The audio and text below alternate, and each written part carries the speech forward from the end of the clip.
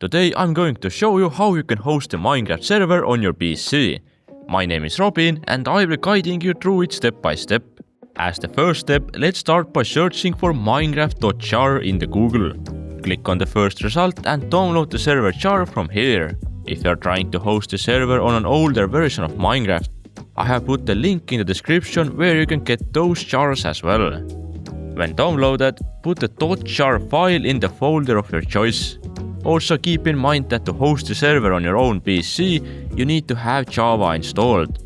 So make sure that's also done. Then create the node file in the same folder and name it start for example. Open the node file and paste this script into it.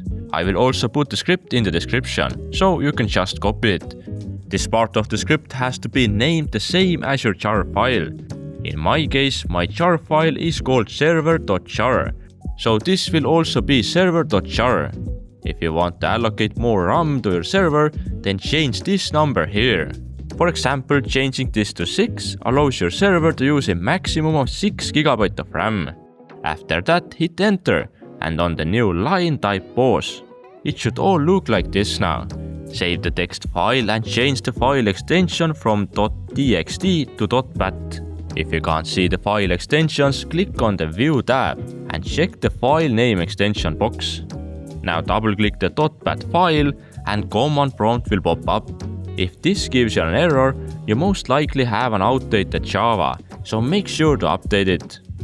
Press any key to continue and the windows will close. Everything is correct, don't get scared. To run the server, we have to accept the eula of Minecraft. So open up the eula.txt file that was generated and change the false into true and save it. After that, run the .bat file again. And you're done! Your server now runs on your PC, and as long as the terminal is open, the server will be open. To join with it, just use your own IP. You can also change the server properties in this node file, if you want to set the larger view distance or so on. But all of this is currently only working in LAN, so to make it public for everyone, we need to port forward. The default port for Minecraft Java is 25565, and it can be changed in the server properties here. The easiest way to forward the port is to go on forward.com. This website has everything you need to know. Just choose a router from the list they have and follow the tutorial given.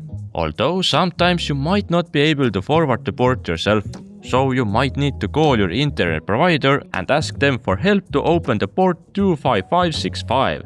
Although I would only recommend you to mess around with port forwarding if you somewhat know what you're doing. Opening ports can cause security risks, and even if you manage to forward the port, you still might run into firewall issues, which you then need to change to allow this port being forwarded.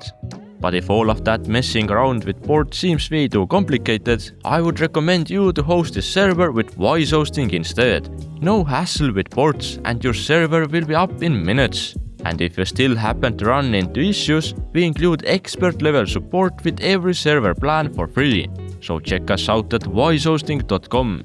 And if you are new here, then you can use the code HELLO to get 25% off your first month. Thanks for watching.